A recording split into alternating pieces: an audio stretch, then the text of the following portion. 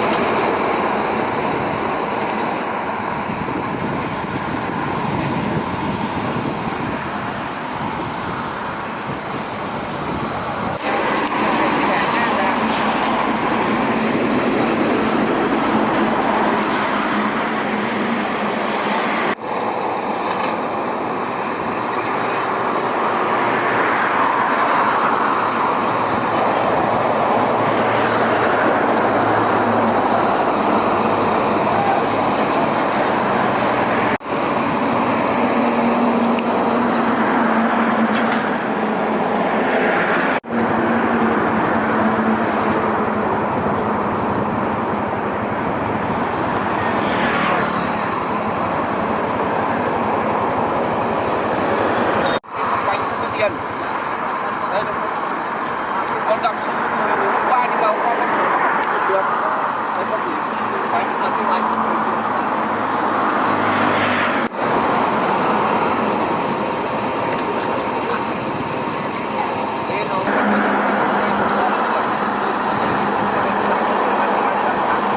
Con tận cái nhìn con vào đây cũng các quay giờ con này đi rồi.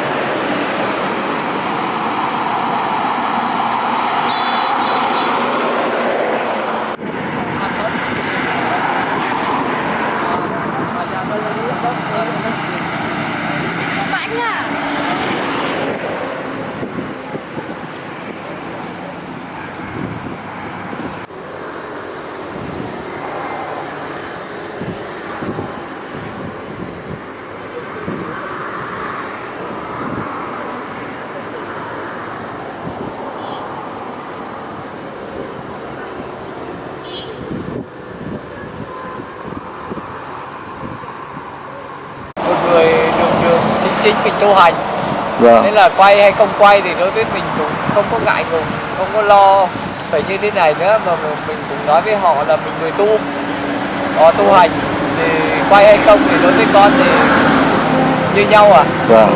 Nhưng mà để sao mà mình thấy được cái niềm vui, được cái hạnh phúc á, thì mình thế nào cũng được hết. Để con cứ thoải mái, thế sao con nghĩ là tất cả mọi người là vì cái đó, vì cái nỗi niềm và cái niềm vui đấy, cái hạnh phúc. Nay đây chẳng hạn như mình phạm tội lỗi gì hay là cái gì mình mới sợ người ta quay chụp hình chứ giờ mình không có cái gì đâu. Mà con cũng muốn nói với khẳng định là nói cho mọi người biết là mình là người tu hành, và nhưng mà mình không lừa dối ai cả. Kể cả để biết là mình người tu hành rồi, để giữ mình đừng ra đời nữa. Ở tù miết thì cho tôi chết đi, để tạo cái niềm tin cho bản thân với mọi người đấy là được. Nhưng mà nói vô thường khổ vô ngã thì con cũng hiểu cái đấy. Đó, đời sống đó là con thì nói theo học theo nghĩa kinh vô thường thì cái đời sống nó thay đổi phút chốc rồi nó thay đổi, nó già chết. Cuộc đời này cũng vô thường mà cũng không vô thường. Vâng. Chứ không phải là cái gì cũng vô thường cả, cái gì cũng có, không phải là tất cả mọi cái đều vô thường cả. Như mọi người thấy hư không này đâu có phanh gì đâu, nó mãi thường hằng thường còn. Mọi người có thấy hư không có thay đổi gì đâu. Mình cứ nói tất cả thế gian đấy là cái này là vô thường cả, không phải có cái thường có cái vô thường. Là tương đối. Nhưng mà để mình tu hành để mình đạt từ cái vô thường để trở thành cái không vô thường, để mình bất tử thì mình tu hành theo lời Phật thì không có khổ nữa. Nhưng mà tất cả mọi cái theo pháp hữu vi thì đều vô thường. Những như cây cối hay sự sống hay là những cái đó đều vô thường. Sự già sự chết là đã có. Nếu là giờ khi mà con là anh mà hỏi như thế thì con đã chứng nghiệm thấy là tất cả mọi người rồi đi đến già chết, không có ai sống mãi cả, đó là vô thường. Thực tế con rồi cũng già chết, mọi người cũng già chết, thấy mọi người như thế là đã mình thấy cái đó là sự vô thường của cuộc đời rồi. Thì mình biết cái đó, nhưng mà có những cái không phải vô thường thì mình cần nỗ lực tu hành theo Phật thì nó không vô thường nữa. Nó gọi là trung đạo ấy. Và nó là trung đạo thì gọi là nó đạt đến niết bàn thì nó có vô thường nữa đấy. Đó, nhưng mà tất cả mọi cái là có cả vô thường và cả không vô thường vào trong đấy. Chứ mình cũng không khẳng định đấy là tất cả mọi cái là đều vô thường. Cái khổ thì sao? Dạ khổ thì ở đời thì Đức Phật khẳng định có 8 cái khổ: sanh già bệnh chết, cầu oán ái tằng, hồi khổ, ái biệt ly khổ, cầu bất đắc khổ, ngủ ấm sĩ thành khổ. 8 cái đó thì đã hiển nhiên rồi. Có cái sanh, sự già, sự chết đều là khổ thì mình đã thấy đó. Đó là chân lý. Chân lý không có ai thay đổi được thì đó là khẳng định như thế, là không bất kỳ thì đó là nỗi khổ. Sự khổ ở đó thì mình đã thấy chết, bệnh. Mọi người thấy bệnh là khổ. Ở đời mà thấy làm ăn mà thất bại hay kiếm hay là cái gì đó đều khổ. Chẳng hạn như yêu đương ai đó mà bị người ta bỏ mình hay cái gì khổ, đúng không? Vâng. Có thực tế đó ở đời mình thấy nghiệm ra như thế là biết được có sự khổ chứ không phải là không có. Tại vì mình nói là mình nói ở nhà mọi người có người thành đạt hạnh phúc, nhưng mà rồi đến khi nó cũng không chống được già chết, cũng rồi già rồi cũng chết, cũng đều khổ, không thoát khỏi. Ai nói là tôi sinh ra không bị bệnh nhưng mà sống lâu rồi đến đó rồi cũng già chết, chắc chắn đó là cái sự hiển nhiên không ai chống được. Thì thấy có sự khổ, có sự khổ hiện lên ở đó thì nói là tôi sống bất tử, không có. Nhưng mà ai nói bị già mà không khổ thì cái người đó bị gì á. Tất cả người già rồi đều khổ, không làm được nữa, nằm liền chờ con cái cho ăn uống rồi mà nói không khổ thì không có. Nên là già là khổ, bệnh nằm đó cũng khổ. Thì tất cả đó là hiển nhiên chân lý, thì đó là sự khổ tới đây. Ở người đời người ta hay là kiểu là động viên nhau là sống tích cực, vui vẻ, tìm vui. Vâng. Nhưng mà thực ra thì khi nó mất vui thì lại sinh ra khổ, đúng không ạ? Đúng rồi, không còn vui nữa, nhưng mà trong cái cuộc vui đó là nó ngắn ngủi, Đúng rồi. nó không lâu bền. Chẳng hạn như vui hôm nay mai lại chia ly. Vâng. Nên là đó là có sự khổ ở đó thì vô thường khổ, có sự vô thường, có sự khổ. Nó gọi là nhìn thấu ấy. Vâng, là mình Nhìn thấu gốc rễ. Đó là chắc chắn là ở đời là khổ. Vâng. Khổ này thành kể cả mình hoại đi thân thể này, hoại đi mình thấy khổ, chết khổ, chết đau đớn khổ, người thân biệt ly, yêu đương hay là ái đi chiến tranh chết, hay là cái gì người thương bỏ đi khổ. Ái biệt ly khổ. Kẻ thù gặp nhau, mình đang như cái này mình không gặp kẻ thù tới, hắn sợ họ đánh đập, họ chém giết hay họ cướp bóc của mình, khổ. Kẻ thù của mình mà tới là hại mình, cái là mình sợ chết là mình khổ rồi. Mình cầu làm việc những cái gì mà mình cầu, hay cái gì mình cầu mình thành được cái này cái kia mà không thành khổ, đúng không? Ước muốn mình mong rằng làm được cái này hay giống như tu để thành cái này hay thành cái kia, hay là mình làm ăn để đạt cái này đạt cái kia, hay được chức tổng thống này, hay là chức to quyền lợi mà thất bại cái khổ, nguyện cầu được cái này cái kia mà mình chẳng hạn như là ước nguyện để trở thành một sự nổi tiếng mà mình không được có thành khổ, tất cả đều do tham ái gây ra cả, tham sân si gây đó có sự khổ. Thế vô ngã theo thầy thì nó Vô ngã thì tất cả mọi cái là mình biết là vô ngã là không phải của mình, không phải ngã mạn này. Giờ anh nói là của mình là có ngã đúng không? đúng rồi. Thì mình nói là cái thân này tôi không già nữa, nhưng mà hắn cũng tự hắn già, tự hắn chết. Nếu mà của mình á thì mình nói đừng có chết nữa, đừng có bệnh nữa, nhưng mà hắn là không phải của mình nên là mình nói không được, mình điều chỉnh không được. Cái này là của người, của cái quy luật vô thường nó như thế, mình không điều chỉnh được, là không phải của mình điều chỉnh, không phải vô thường của mình nữa. Nó là do lục căn lục trần đấy. Do cái là không thuộc về của mình là thành vô ngã, mình không điều chỉnh được cái hành vi này. Vâng. Giờ anh mà nói là cái thân này là của tôi, là vô thường, thì mình nói đừng có già nữa, đừng có chết nữa, nhưng mà hắn vẫn già chết thì không phải theo mình thì nó là vô ngã, đúng không? Nếu mà một người nào nói tôi không bệnh, không già chết, không sanh ra nữa thì mình phải tu tập, thì khi đó là khi mà mình tu tập vượt qua cái ngã thì nó thành vô ngã. Vô ngã là không phải sanh già chết, thì khi đó nó không có ngã ở trong đấy, nó vô ngã. Không không, ý con hỏi là cái ngã nó từ đâu mà nó sinh ra ấy? Cái ngã này từ tham sân sinh ra, tham sân si sinh ra ngã này.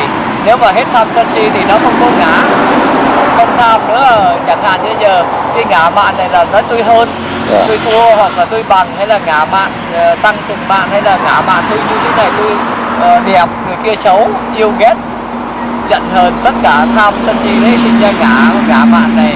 Ngã này cho chấp thủ tôi là chấp thân, thì khi đó nếu mà mình vượt qua cái này thì mình không có ngã nữa, thành vô ngã, những cái mình không điều chỉnh được. Con đọc kinh Phật đó, họ nói là cái tâm, cái ngã là do lục tức nó sinh ra ấy. Tức là Tức cũng nằm ở trong tham sân si cả. Khi tức là các căn này tiếp xúc với lục căn, lục trần tiếp xúc với nhau, nó mới sinh ra tham sân si. vâng, đúng rồi. Nếu mà không có cái này thì nó không có tham sân si. Nếu mà ở đời một người mà không, cho dù lục căn lục trần tiếp xúc mà nó không khởi lên tham sân si thì nó không có ngã. Tất cả đều do ái thương ghét, yêu ghét ở trong, rồi dẫn đến tham ái, tham sân hận lẫn nhau, rồi si mê trong, rồi mới thành ra ngã mạn. Cái ngã của mình, ai mà tiêu diệt tham sân si thì ngã mạn cũng tiêu diệt luôn. Cái ngã là nó có cái tôi thì nó sinh ra. Nguồn gốc từ vô minh và gây ra. Vô minh là bản chất của nó là tham sân si. Vô minh là không biết cái đấy đúng không ạ? Và là si mê đấy, không hiểu biết theo đường lối, theo cái gì cả. Đó là vô thường, khổ, vô ngã.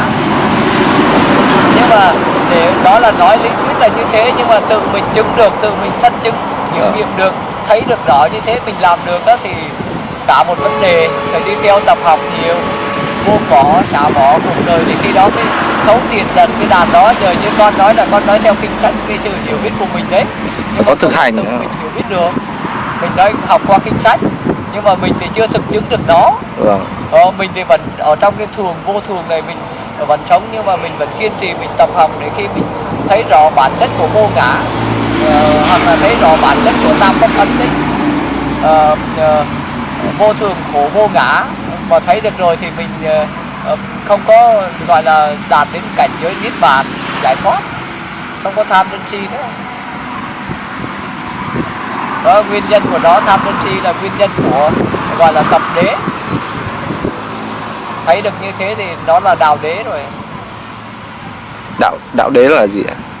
Đạo đế là con đường đưa đến diệt khổ, đưa đến diệt có khổ đế, có tập đế, có đạo đế. Đúng rồi, đưa đến diệt có cái gì nữa? Diệt vô thường, đưa đến diệt khổ, đưa đến diệt ngã, để trở thành cái không có ngã. Ở trên đời thì có cả khổ và không khổ. Vâng, tứ diệu đế đấy nhỉ? Vâng, có cả thường và vô thường, có cả khổ và không khổ, và có cả là ngã và không ngã. Chứ không, nó đi chung, chứ không phải là nói là tất cả đều là vô ngã cả, hay là tất cả là đều không khổ, có chỗ không khổ. Anh biết nói là khi mà con người tu hành vượt qua khổ, tiêu diệt hết khổ, đạt đến niết bàn thì khi đó không có chịu khổ nữa. Thì ở đó là không nói đến khổ, không có khổ ở đó, đúng không? Nhưng mà nếu mà mình mà chưa vẫn còn tham sân si á, chưa tu thành đến cảnh giới niết bàn thì mình vẫn còn khổ. Nhưng mà khi vượt qua khổ rồi nó không có khổ nữa, không có khái niệm khổ. Ở đó là khái niệm vô thường, khổ vô ngã là lại sai, không đúng nữa, không phù hợp. Và không thì nó gọi là vô tận, vô tận biết không có cái gì mà biết được tới nó ở đâu cả. Hư không là bất biến, là thường hằng, không có gì thay đổi được nó cả, nó không bị tiêu diệt. Đó hư không đấy, nhưng mà ở đời á là có vô thường, có cả không vô thường, có cả khổ và có cả không khổ, và có cả vô ngã và có cả không vô ngã. Nó luôn có hai mặt đối lập của nó. Hai mặt khi mình vượt qua, mình đi vào giữa nó phải không ạ? đúng là mình vượt qua cảnh giới này thì nó đạt cảnh giới kia. Nếu mà mình còn khổ á, nhưng mà mình thấy diệt qua khổ thì nó không có khổ nữa, thì nó là có cả không khổ và có cả khổ, đúng không? Chứ không phải là nói là khổ hoàn toàn. Nếu mà một A La Hán mà nói là tôi còn khổ thì không phải. A La Hán thì hết khổ rồi, diệt khổ rồi. Đó là cái sự tam pháp ấn là như thế.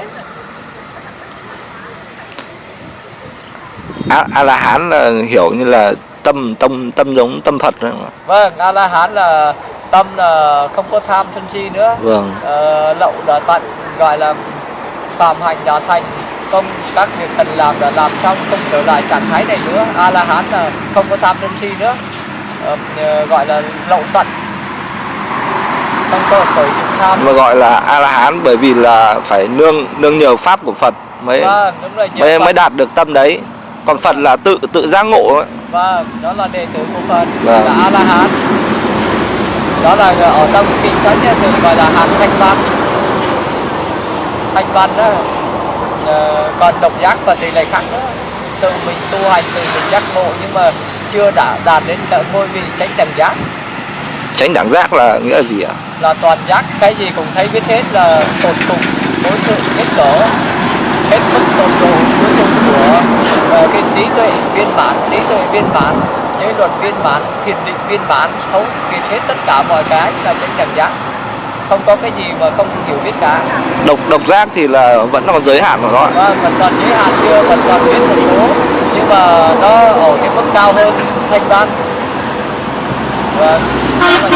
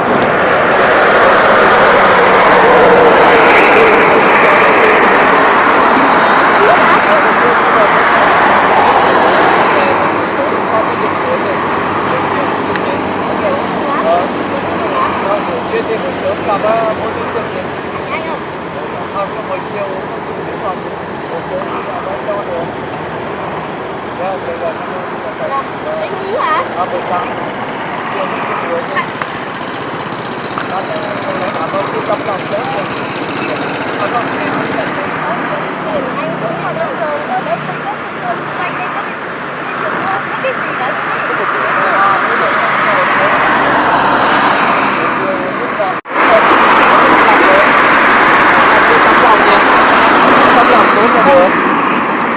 Dạ, Nam Mô A Di Đà Phật.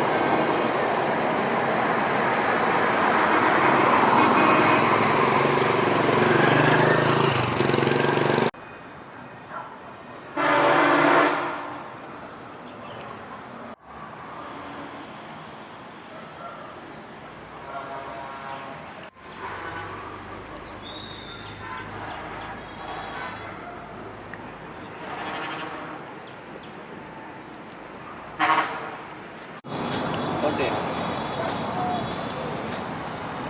Hôm nay cái tấm vải đẹp đấy thằng. Tấm vải của bên thầy chỉ cho con đấy. Con lấy không? Lấy mà thôi con trong này không gần đủ đấy ấy. Vâng. Sao con tính lấy mà đẹp nhưng mà nghĩ đi nghĩ lại thì khoan đó. Từ từ. Khi đủ duyên thì lấy. Đủ duyên, khi nào đủ duyên thì mình quan tâm thì nó lấy nó thoải mái. Nhưng mà cái tấm vải ấy, thầy đẹp hơn nữa. Đẹp dày. Em mà phải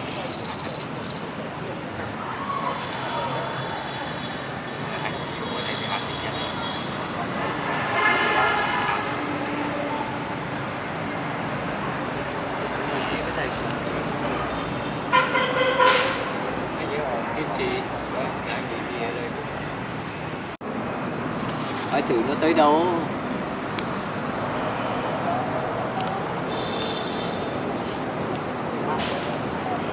Đây thì mát là trẻ con. Mấy lần trước đi bộ hành con hay ghé con nghỉ ở đấy, ở trên đi qua cũng ở đây rồi.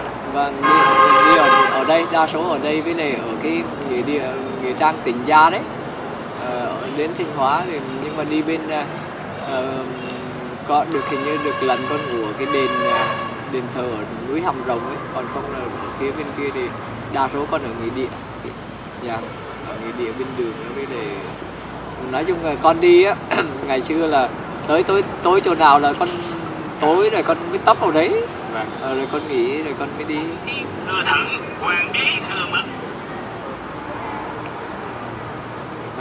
mấy người cũng hẹn con thì con nhận được con gặp thầy thì nhắn. Vâng, dạ.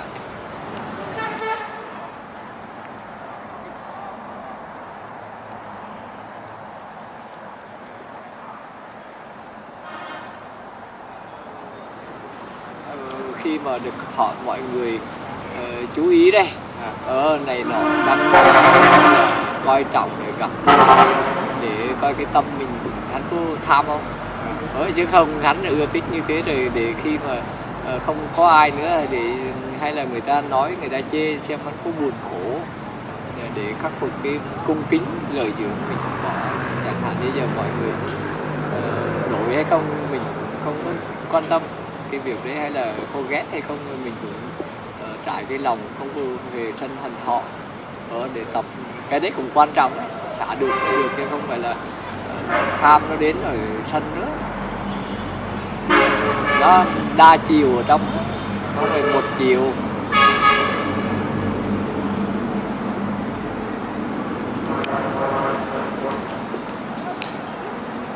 Hình như mấy năm trước thầy cũng đi như này phải không ạ? Dạ, mấy năm trước, không về 6 năm trước, năm 2018 thì con bắt đầu đi, bỏ chùa, bỏ nhà thì bỏ chùa, thì khi đó thì con cứ bộ hành đi trên đường á. Nói chung con cũng không có hành trình đi Bắc Nam để làm gì cả, nhưng mà lấy cái quãng đường mình nhé để mình rèn luyện, mình tập học, mình đi rồi là bắt đầu từ năm 18 đến giờ thì con đi lần thứ tư, đi ra đi vào 4 lần con đi. Đi thì nói chung là con thì giờ thì không phải là tính 4 lần hay mấy lần nữa, nhưng mà hữu duyên với lại khi nào là con bộ hành, cái suốt đời con bộ hành. Nhưng mà đến lần này con mới thấy là thầy nổi tiếng trên mạng. Dạ, đến lần này thì do là thông tin mạng họ đăng rồi mới như thế này, chứ trước con đi là không ai biết.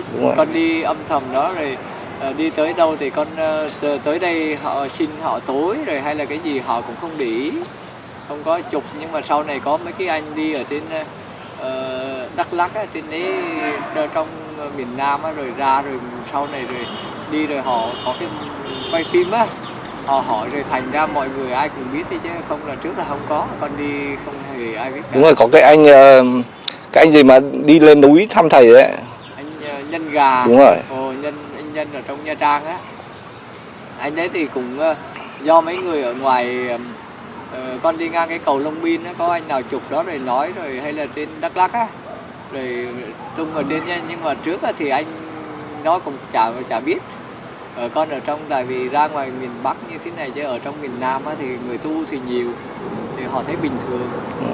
Con cũng là một người tu ở trong mà, rồi sau do con đi như thế rồi họ quay rồi như thế này, nhưng mà để xem mình nói chung tập có cũng như không có, kiểu họ không biết hay không biết đấy, mình cũng như nhau cả, tại vì mình cho dù cỡ nào thì mình cũng ngày mình thất thực mình ăn bữa, mình giữ giới, tiền bạc mình không lấy, không có tiền, khi nào cũng thế thì mình bình thản để kiểm tra cái tâm của mình.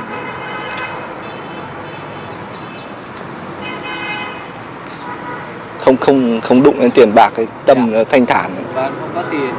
Con có xem phim một đời Đức Phật ấy. Dạ. Thầy đang nói dùng đạo tu giống Đức Phật Đức Thầy ngày xưa. Vâng. Mình nghe kinh sách ngài mình học tập theo Phật mà mình làm đúng như thế này, nhưng mà đó là đúng hợp lý. Con thì suốt đời con không có nhận tiền, không có tiền bạc gì. Tu hành con đi tu không phải là để danh lợi, con không vì cái thế. Con đi tu theo cái lời dạy chân chính của Phật để con mấy niềm tin này con mới đảnh lễ, con làm theo cái lời dạy đấy, để mục đích là đạt được cái sự thoát khổ của mình đấy. Thì mình cũng vì hữu duyên với ai thì mình nói hữu duyên với, ước nguyện cho mọi người đều hạnh phúc, mình cũng được hạnh phúc và mọi người cũng được hạnh phúc.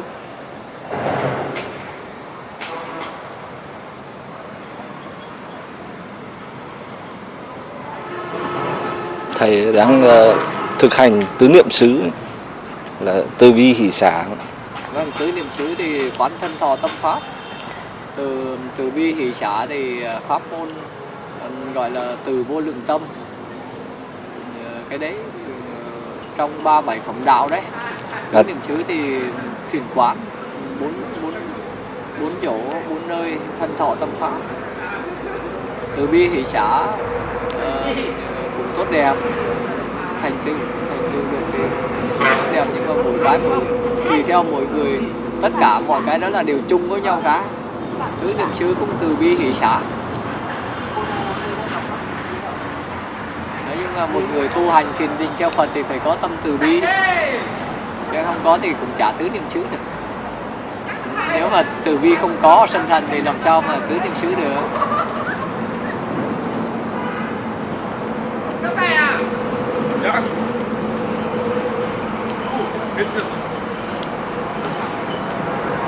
Thuận tiện chỗ nào như ở đây thì có mấy cái nhà này tránh mưa được, lỡ mưa mình tránh, mình vào mình ẩn nấp đó. Còn dưới cầu cùng ngủ, thuận tiện mưa ấy, hay là bãi trống hay gốc cây khu rừng rậm, khu rừng mà có cái chỗ mà sạch sẽ đấy, đừng có cỏ mình cũng vào ngủ cả. Ở ngoài ruộng, ngoài nhà đấy cũng thuận tiện. Chỗ đâu ngủ? Vâng, chỗ nào mà họ đừng đuổi mà yên tĩnh đấy, mình chọn cái nơi thoáng mát, ít mũi, ít ấy côn trùng, mình nghỉ tạm qua đêm, đánh nắng đánh mưa được thì mình nghỉ.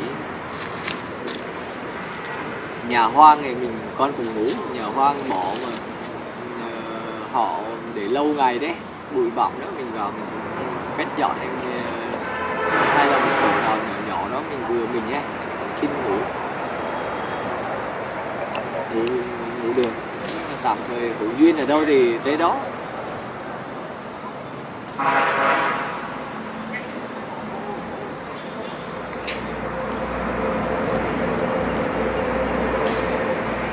Ngủ ở đêm ở những chỗ đấy thì thầy có thấy cái tâm nó sợ hãi không?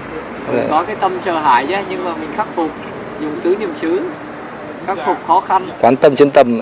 Khắc phục tham, khắc phục sân, khắc phục đấy. Mình đi như thế này rồi nói thôi, nếu mà có quỷ thần hay ma quỷ hay cái gì thì muốn chém giết thì hay là người đây thoải mái thì con ngồi xin ngủ đây đêm rồi mai đi, muốn làm gì đó làm, chết thì thôi, sống thì tu tiếp, đứng dậy mặc y áo tu tiếp, chết rồi thôi mang thân khác tu, còn không thì đi theo phước nghiệp của mình ấy. Mình nghĩ như thế rồi thôi, mặc kệ muốn làm gì đó làm. Như ngày xưa mà mình nằm ngủ đấy là bóng đè hay bóp cổ ấy, muốn làm gì đó thì làm. Đây không chống, tham thân đấy nhỉ. Vâng, mình buông, nói tư duy như thế rồi thì mình mặc như thế tới. Còn có ma quỷ hay không có ma quỷ mình chả cần, mình chả biết, có cùng xin mà cùng tốt đẹp và không có cùng tốt đẹp, mình cứ tới mình nghỉ rồi mình đi. Nhưng mà nó khởi lên sợ hãi, nhưng mà mình trấn an rồi mình an ổn mình ở. Chứ nếu mà không trấn an được thì có những chỗ bỏ chạy, có những người con ấy chắc chắn nếu mà không tu hay không giữ không ấy tới những chỗ đó là vẫn sợ chứ. Đúng rồi. Có sợ hãi khởi lên nhưng mà mình vẫn có sợ kiểu gì mình cũng ở đó qua đêm sáng ngày mình mới đi, không hề có. Nhưng mà có những chỗ thì nếu mà theo con nghĩ thì không ấy thì chắc nửa đêm chạy, nửa đêm chạy sợ, mình sợ có nhiều chỗ không bình thường mà con cũng không hiểu đó là cái gì nữa. Tại vì mình thì chưa có thiên nhãn, chưa có đủ lực để mình nhìn thấy đó là cái gì, kiểu vô hình Đó, mình không biết. thầy kể lại cái câu chuyện đấy được không ạ? Chẳng hạn như giờ con tới cái nhà hoang mà con nghĩ mà nhà người ta bỏ, mình ngồi ngoài như thế này mình ở mà như trong nhà nghe tiếng quét dọn rồi giống như con người bình thường hay dọn bàn ghế ăn uống đi lại ở trong đó. Nhưng mà thực tế trong đấy không có ai cả, vẫn nghe tiếng mà mình vẫn tỉnh thức bình thường như thế này. Mình cứ thấy như thế nhưng mà rồi đến khi mình nghĩ như thế rồi không thấy nữa, không nghe nữa. Nhưng mà mình cũng không biết. Nhưng mà nếu mà ở lâu chẳng hạn như bình thường mình thấy nó xảy ra kỳ lạ lắm, tự nhiên nghe tiếng nổ rồi tiếng kêu rồi tiếng hoạt động của những cái bình thường ấy của mùa nói chung là cái cảnh đó mình cũng khó nói được, khó diễn tả. Nhưng mà nếu mà mình ấy thì mình chạy, nhưng mà mình thì không biết đó là cái gì. Nhưng mà tâm thì hắn mình có khởi sợ, nhưng mà rồi mình nhưng mà đặc biệt là mấy cái nhà hoang hay có ở cái nhà sang trọng mà có vào mà to lớn là họ bỏ ấy, không ở được ấy. Mà con nghĩ đấy là vào nữa là tại sao những cái nhà này đẹp như thế này mà họ không ở được. Họ bỏ bao nhiêu tiền bạc xây rồi mà không ở. Mình vào đây mình ở. Có thể là cái tiền mà xây cái nhà đấy ấy, là tiền không chính đáng. Và nó là ác duyên, ác nghiệp. nên là nhưng mà rồi mình vào ở, nhưng mà lần đầu tiên thì mình thấy như thế, nhưng mà lần thứ hai thứ ba mình vào thì thấy an lạc, không có cái gì hết, thấy an ổn, Không có ai quấy phá. và không có quấy phá. Thì mình nói là tất cả mọi cái là đều tốt đẹp. Còn người ta không ở được là cũng bị như thế, họ mới không ở được.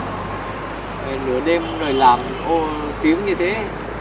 Như có nhiều nhà thì ngày xưa con ở đời thì nghe đấy có cái nhà ban đêm, nhà đấy không ai ở được, cho Tây về ở cũng không được, cho không ở cũng không được. Thì ai ở thì trong gia đình thì nghe nói là con thì cũng không nói cái này để gây cho mọi người sợ hãi, nhưng mà hay mê tín. Nhưng mà thực tế là mình không phải là mê tín, không phải sợ hãi cái đấy. Tại vì cái tâm mình không phải cầu cúng bái gì cái đấy, nhưng mà mình làm cái điều thiện, điều tốt, có giới đức giới luật thì cho dù có cái gì nữa nó cũng họ không có hại mình. Nhưng mà đa số là giới đức giới luật tu hành ấy, thì hai cái đấy. Bây giờ mình cứ sống lương thiện tốt đẹp, không có hại ai ở đời thì những cái đó nó không có.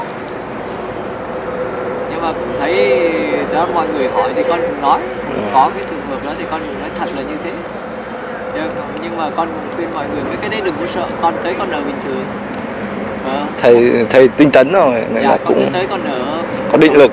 Con thì không phải là nói ra để thách đố hay là một cái gì để mình nói không sợ ấy.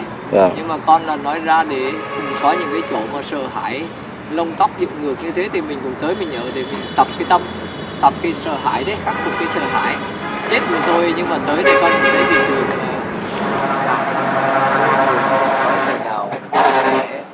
Nhưng mà đối với con là không phải là tới để cầu cúng bái để mà được khỏi sợ. Vâng. Để mình xin họ, mình ấy nghỉ ngơi đấy. Mọi người nếu mà có thật thì cho con nghỉ đệ tử đến đây để học tập tu hành, nhưng cũng không phải là để mục đích gì cả.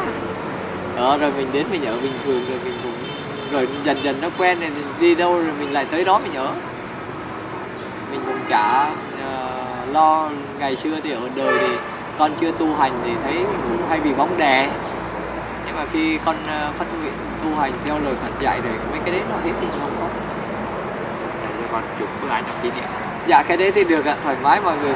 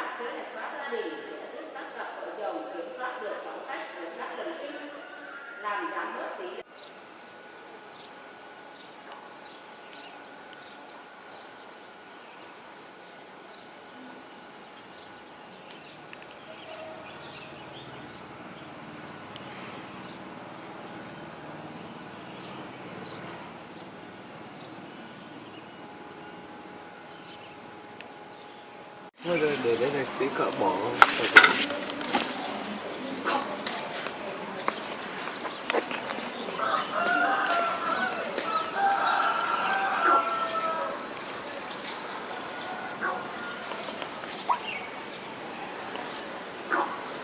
Bình thường là thầy mấy giờ ăn vậy? Dạ con trước khi mặt trời lên họ bố thí cho thức ăn khi nào đủ thì dùng khi đấy. Trước 12 giờ chẳng hạn như giờ dùng rồi là đến mai mới dùng lại, sau 12 giờ thì không dùng nữa.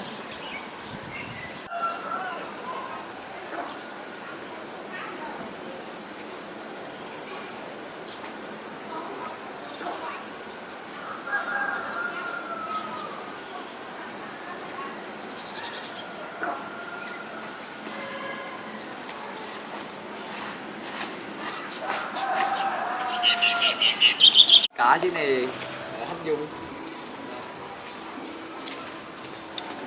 Có ăn không hết, con bỏ đằng kia hết. Vâng.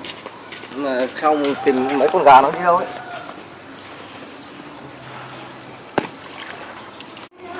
Con thì hồi sớm có người cho cơm. Vâng. Trong nghĩa trang thì chỉ có cái cô biết cô tới cho cơm đến nhà đủ rồi con dùng những kia rồi. Cô ấy dưới thành phố xuống ạ? Con cũng không biết được ở đâu nữa. Nhưng mà họ tự nhiên sao họ biết con ở đó họ tới. Họ cho thì đi trên đường là tùy duyên. Vâng. Ai gặp ai cho đấy, nhưng mà biết thì ấy, nhưng mà đi trên đường để hưởng duyên. Mọi người cho cái thức ăn á, rồi cho đủ rồi không đi được nữa. Nặng rồi họ cho nhiều. Đi trên đường á, đáng nhẽ là còn tới cái đường rẽ ngồi nghỉ. Nhưng mà họ cho nhiều quá rồi đi không được nữa, vào đây để tìm cái chỗ. Có mấy người cho rồi? Nhiều người. Dạ. Một người cho chai nước hay 5 người 5 chai là đã ôm không nổi rồi. Hay là bánh mì ấy, một người cho 2 cái, mấy người là đã mấy cái rồi đi không được nữa là dùng đây nghỉ rồi là dùng xong rồi họ cho mới từ chối được họ. Ăn rồi không ăn nữa, không lấy được. Lấy nhiều không ăn lãng phí đúng không? Bây giờ đâu ăn hết được.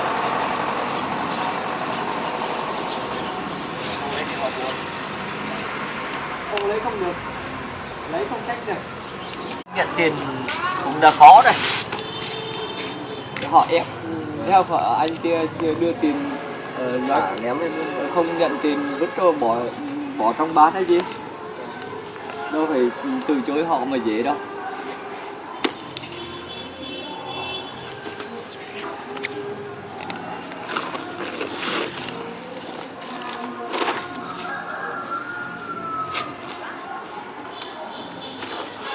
Tối ngủ thầy có phải dùng chăn đắp gì không ạ? Con từng đây rồi. Đây là cái chăn của con rồi. Dạ.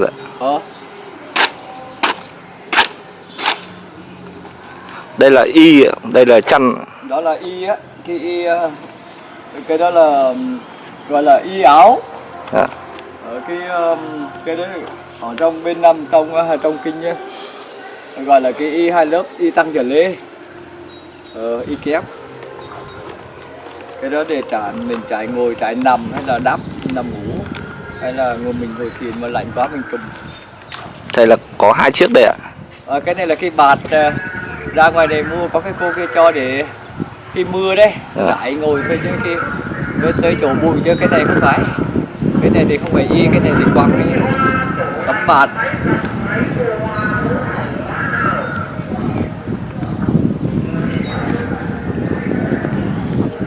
Ngoài y bát thầy còn mang theo gì nữa không ạ? Ngoài y bát thì con đấy, đồ con đấy. Trong này mấy cái vải với này cái cây với này dâu lam với này như đồ bánh chai ấy. Vâng. Mấy cái nhựa. Hôm kia nhặt được cái miếng vải bùn, nhưng mà cái này rồi cũng quăng đi. Cái này thì mấy cái dây để khi nào mà tới mưa đây mình phơi y, giặt ra rồi mình buộc mình phơi cái y mình giặt á, buộc cái cây rong nhỉ địa hay là gốc cái đây thì mình phơi, nhưng mà bữa nay không giặt thì cũng thôi. Thầy giặt là thầy ra ngoài sông ạ? Dạ, ra sông hay là hồ như thế này. Dạ. Đây thì để làm cái đèn hôm anh cho để lỡ đêm đi ở trên rừng nó đi. Đấy, cái kéo cái này cái lưới lam cái này, cái đây là cái cây dù cho mà hư đây. À. Rồi mình bẻ mình lấy cái này để mình khi mình tới mình gặp mưa hay là cái gì là để mình dựng lên rồi mình chống cái y. Thế thôi. Đây là toàn bộ đồ đạc.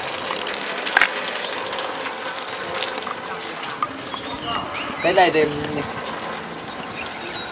cái bản đồ, cái này mấy cái số kinh sách ấy. Cái này được con xem máy để con xem cái mình đi tới điểm nào cái quốc lộ nào mình ghi đây này. Rồi những cái kinh sách những cái điều mình học ấy. Mình lấy mình ghi đấy. Đó, không có gì hết. Đây đường đi chỉ mình đi hướng dẫn mình đi vào đâu tới cái lịch trình mình đi á, theo đường. Chỉ đường ấy. Chỉ đường cho mình, con ghi lại đây. Tới thầy đó. Qua Hà Nội chưa ạ? Chưa. Tới đó con mới tới. Chẳng hạn như là đi đây là mình đi vào kia. Tới đây là mình đi vào cái cao tốc 20 đấy, đi đường Trần Duy Hưng này, sang cái Đinh Láng này, đi vành đai 2 rồi qua cái cầu Nhật Tân đó, mình đi theo HA14 này, đường Võ Nguyên Giáp ấy. Đấy là Hà Nội đấy ạ. Quốc lộ 18. Đi về cái đi gọi là đường cao tốc Hạ Long Hà Nội ấy, Nội Bài á. Vâng. Mình đi theo cái đường đó để mình vào quốc lộ 3. Thì cái này con cũng xem qua để con biết cái đường đi của con. Cái này thì giữ rồi khi tới đó là xem xong rồi con cũng vứt đi.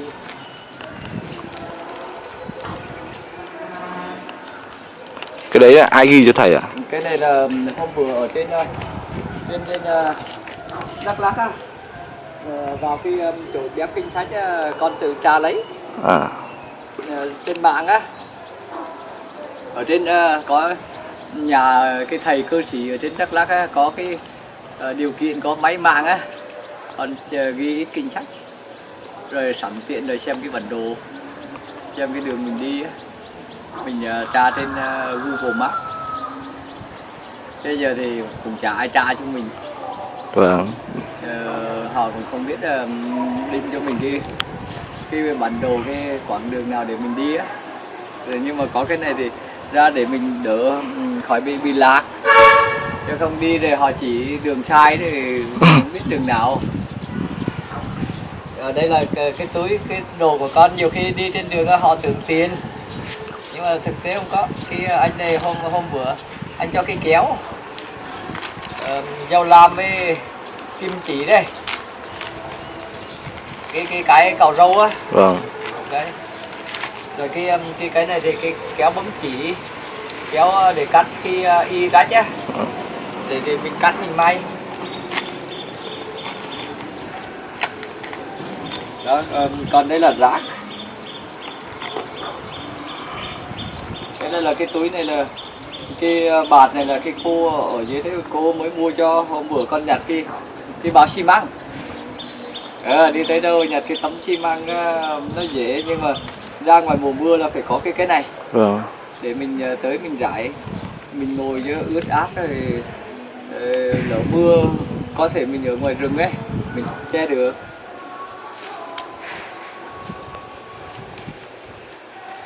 Được rồi, thì dùng bữa xong rồi. Ngày mai hữu duyên thì dùng lại tốt đẹp. Thầy ăn một bữa này cũng quen rồi nhỉ?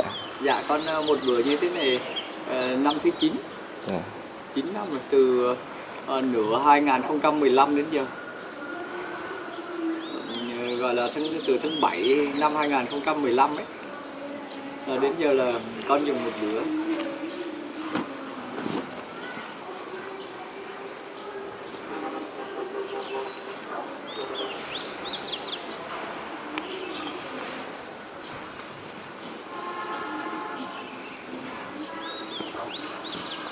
Cái này có phải gọi là áo cà sa không thầy? Hay là Vâng, không, rồi tùy theo. áo cà sa nó khác à? Hay Dạ, là ai muốn gọi cà sa thì cà sa, mà ai muốn gọi áo thì áo, ai muốn gọi y thì y. Nhưng mà như theo con gọi là cái tấm vải để quấn che thân thôi. Ở cái phương tiện này tùy theo cái cà sa á, cái cà sa hay là áo hay là cái gì, tấm cà sa hay là chủ yếu là cái tâm ấy.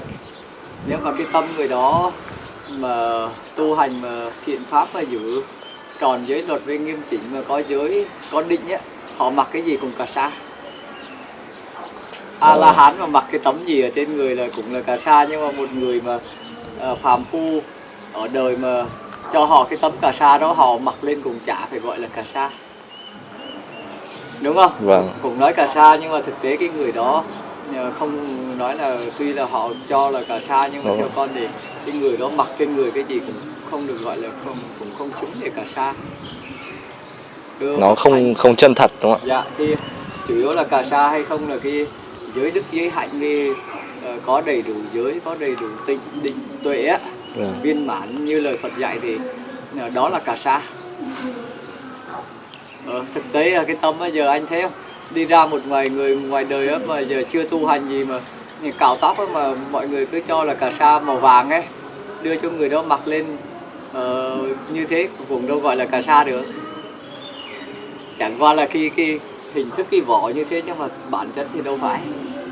Nên là cái quý trọng hay không là cái bên ngoài, đó là cái bên ngoài cái ấy thôi, chứ còn chủ yếu cái lõi á. Vâng. Cái lõi chắc bên trong á. Tâm không thật thì nó cũng là áo giấy đúng không ạ? Dạ đúng rồi. Cái thành như Phật dạy trong kinh gọi là thành tựu lõi cây ấy. Vâng. Cho nên những cái người mà mặc áo đó mà không có lõi bên trong thì cũng như cây chuối. Không, mình vẫn gọi cà sa đấy, nhưng mà mình kêu cà sa hay là y áo thì nói chung là cái phẩm chất đạo hành của họ ấy.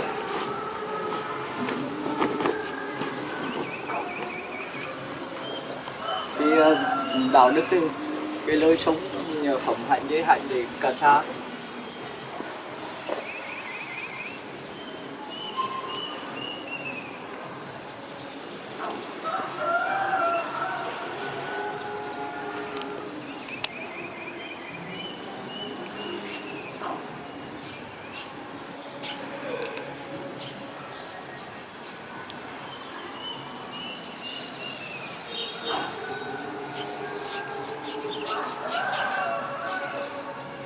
Con lên xe về thầy nhá. Thầy cứ ra rồi thầy bắt xe để thầy về công việc của thầy thôi. Cứ về rồi cứ theo nhá. Về nghĩ lại suy nghĩ nhiều cái. Suy nghĩ cho chín chắn, cho chắc chắn, chứ không đi rồi nó chịu không nổi. Với lại đi trên đường rồi mình chưa xác định được ấy. Mấy ngày đây con thì cũng không có gì cả, nhưng mà nói chung con cũng để tập xả bỏ cái tâm sân hận của mình. Nói chung tất cả đều bình đẳng, ai cũng đều như người thương thân của mình ấy. Chẳng hạn như thầy đi theo con nghĩ nữa là nhiều khi đây là lỡ anh em mình xin đi cùng với mình để mình để đuổi họ không được, hay là nói chuyện này chuyện kia đấy, mình bình đẳng. Nhưng mà thấy thầy phải về phải đừng có để cho mẹ buồn, chăm lo cho họ cái cả, rồi khi đó mình đi bây giờ làm cho họ khổ. Như mình Đức Phật dạy là sống không có làm khổ mình, khổ người khác, khổ cả hai, mình cũng khổ mà họ cũng khổ. Nếu mà mình dứt tuyệt mà mình đi được á thì họ khổ rồi họ hết, nhưng mà mình lại cũng không tu cũng không được, mà làm cái kia cũng không được, rồi đâm ra đó thất bại cả hai, rồi cả hai cùng khổ. Nhưng mà giờ thầy mà đi mà bỏ mẹ đi mà buồn khổ như thế mà thành đạo A La Hán hay thành Phật ấy, cái thì đâu có khổ nữa không? Nhưng mà mình tu cũng giữ giới, cũng không được ngồi thiền, cũng không trong suy nghĩ về mẹ rồi lung tung cả lên rồi loạn với cả, rồi mình cũng tu cũng không được, mà mẹ mình thì cứ chịu khổ ấy, rồi mình giải quyết cho họ bù xong xuôi rồi xin cố gắng thuyết phục họ xin được xuất gia tu hành rồi thì mình đi nó thoải mái. Cái tâm ấy, cái tâm mình hay là những cô vợ hay là những cái việc ở nhà đấy giải quyết nói với họ cho xong xuôi đâu vào đó, rồi mình nợ nần cái gì ở đời, có cái chuyện gì nữa là mình lên đường mình tu hành được. Cái đấy thì hữu duyên thì khôm này 2-3 bữa rồi mình nói là được rồi đâu. Phải kiên trì tùy từng nơi thôi. Đâu không phải tùy từng nơi, nhưng mà phải kiên trì cả đời. Khi nào cũng thế, mục tiêu là kiên trì giữ vững thì may ra mới học tập được, chứ không chẳng hạn như mình nói là thôi tôi biết sống nghĩa địa như thế nào rồi, tôi cần tôi về nhà rồi lại như thế này, từ ngã mạn ấy. Hay rồi cơ bản là lâu dài ấy, chứ không phải là nói được rồi là tôi xong rồi, không phải. Phải kiên trì đời sống giữ vững, rồi hướng dẫn cho mẹ làm thiện, tu hành giữ giới là được rồi mà, tốt đẹp. Cố gắng, con cũng cố gắng đấy, nhưng mà đi trên đường thì cũng cố gắng học tập.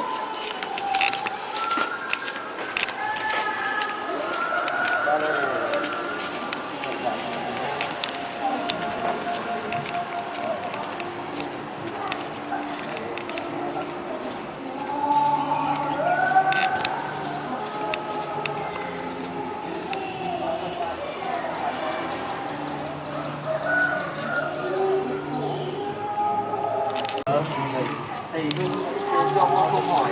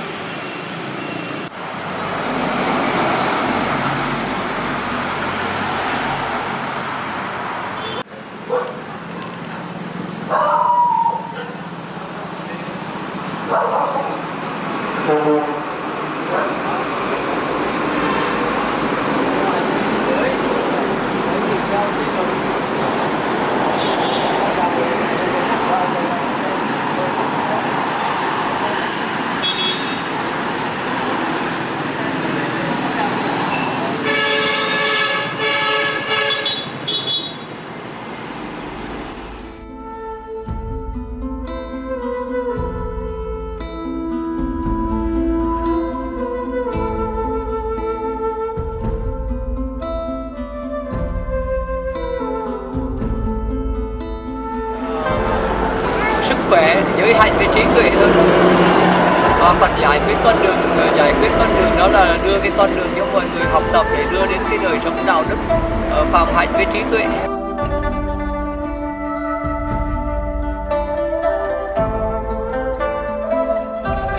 Con người chưa tham sân si là lúa là không cần phải trồng gặt buổi sáng thì buổi chiều vào, lúa không có trấu ra gặt rồi về nấu ăn thôi, lấy ăn thôi. Từ nó lấy bao nhiêu cũng không hết được hết á, nó ưu đãi cái gì cũng đầy đủ hết rồi, nhưng mà do tham sân si rồi nó mất đi.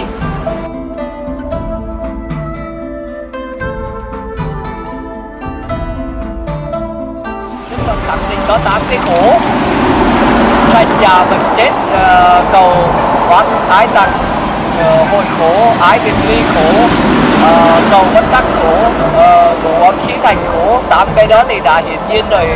Có cái sanh, sự già, sự chết đều là khổ thì mình đã thấy đó.